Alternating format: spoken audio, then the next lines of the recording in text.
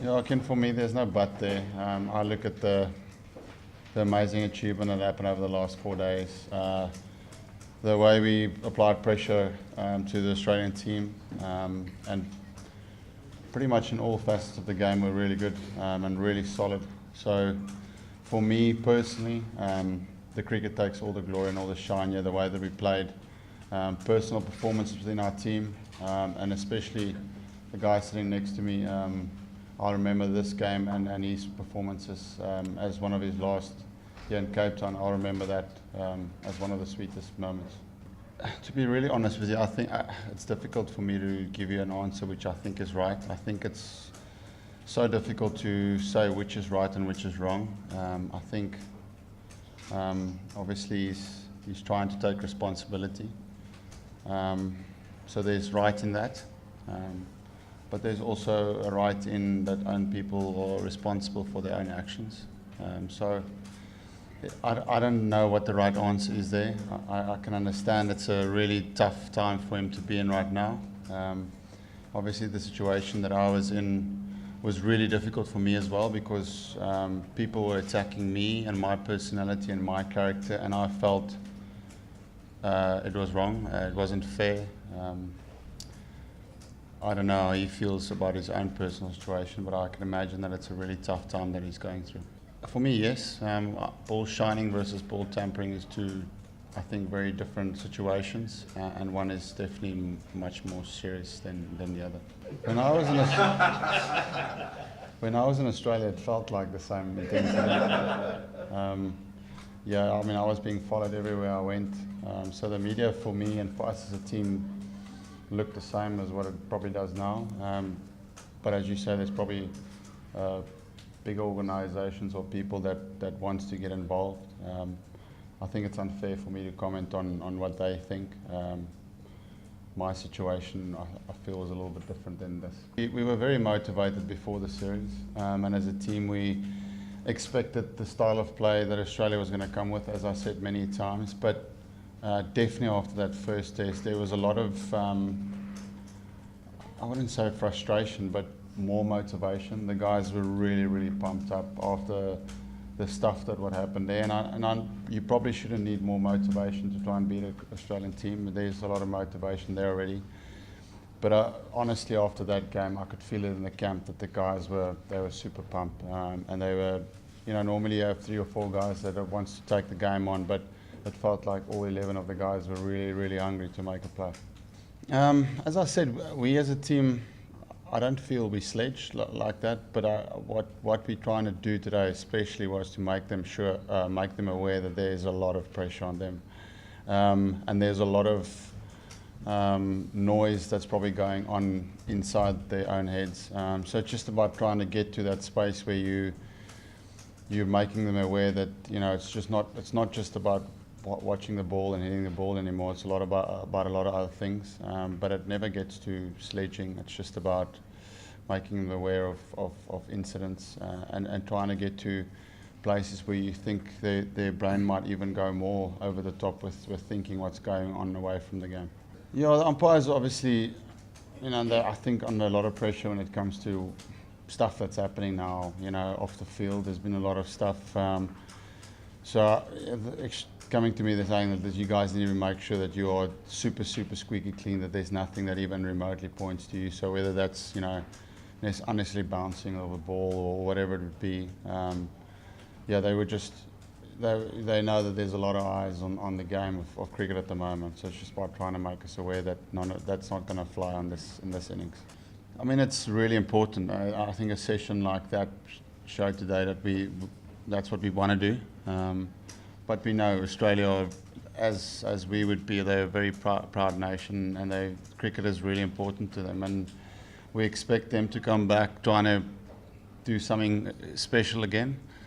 But for me, it's the tank is probably not as big as it would be, going into a normal game. There's a lot of stuff happening away from the field. So mentally, it's a difficult time, So for us as a team, it's trying to find areas where we can have an edge on them on that, and that's generally when you have an opportunity in the game and you have the opportunity to put your foot on the gas, that you do it, and you don't miss that opportunity. Once you do that, it's difficult, or a little bit more difficult, to come back. Yeah, I think both teams will say that they haven't been emotional, that they've been pretty calm throughout the series. I definitely do feel that we as a team has been very, very calm under pressure. There's been times in the last 2 matches where we've handled it really well and we've got through some difficult times. But as I said earlier, apart from the last hour and a half, or today, if you look at today, you can see that the pressure was getting to them, and the stuff that was happening on the field is whether it's 1% or 20 or 50%, it definitely does add, and that's normal. That will happen to any team. That is very comforting.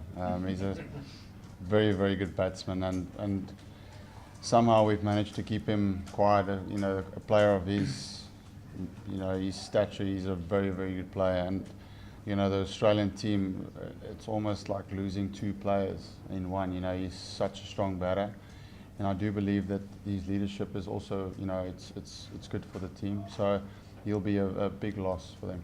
Yeah, that was one of the things we spoke about. I mean, every team will speak about it, and every team will try and change results, but we know it's our last crack at it. Morné has pulled the plug a little bit earlier than all of us, but it's our last crack. We're probably not going to play against Australia again, probably not even away. So this is the test match, or the test series, that we as South Africans enjoy the most, because it is so competitive. So to be in a position that we are now, we've worked really hard to get here, and I'm looking forward to the last one. There's still a lot of hard work for us to do, but if we manage to do that, it'll be a very good series of a lot of guys putting their hand up at different times. No, we haven't really. I mean, AB actually mentioned to me yesterday, I think he said, because that stat came up that we've never beaten Australia, and he said it actually happened before, which I didn't even know. Before we were allowed to play international cricket, they said Dennis Lindsay got 300s in a row against Australia. So I'm very bad at history in general. It wasn't my best subject at school. And also history of the game, I need to sharpen up a little bit on that.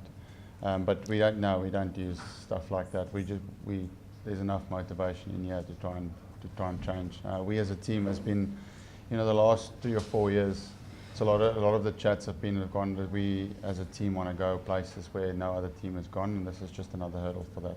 It's once again for us, it's difficult for me to answer that. What he did is against the ICC rules or regulations. So he knows that, he's owned up to it. It's not right to do that, but he's put his hand up, and I suppose now he can try and move forward, and the Australian team would want to try and move forward from this as quickly as possible. Look, the ball has reversed a lot this series. I mean, we joked about it. We said normally that in South African conditions, being an opener is the toughest time to bat, but at the moment everyone's putting their hand up to open the batting. The toughest parts this series has been, 40 to 80 overs. If you lose 1 wicket, you come in and the ball's reversing, and it is 2 very, very skillful attacks. And I think that's the bowling attacks is such big exponents of reverse swing. It's such a big weapon because it's pace and late swing.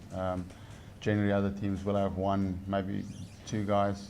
The Australians have got 3, and we have got 3. So as a batter, it's really, really tough. I mean, there's been a lot of good stuff being said over the last while about Morné, but Morné has always been, for the first 6, 7 or 8 years of his career, he was the guy that went unnoticed. He was the workhorse. He got his 2 or 3 fizz, and I think only captains really appreciate the work that someone like Morné does. He's not the guy that gets 5 fizz. Dale Steyn, Kagiso Rabada, they're the guys that gets 5 fizz on regular occasions. Morné is he does the donkey work. He works hard. He runs in all day as a captain. He's always, he never says I've bowled enough. He always, you tell him that it's enough now, and then he wants to bowl more and more. So that's a captain's dream. So from a performer, he's going to be he's going to be missed in our team. He's been almost a mother figure in the team, if you can say that. with a big heart. So that we're going to miss that. Obviously, his bowling we're going to miss. But Haydos is, he calls himself Haydos. He's scored some valuable runs for us, especially this year. But he's going to be missed in our team. It is size 13 boots that is going to need to be filled. It's big shoes, and we understand his decision. It's the decision for his future and his family. So he knows that the team backs him up 100%, and it's great to see that the fans are so behind him. And I reckon he's going to miss days like this a lot.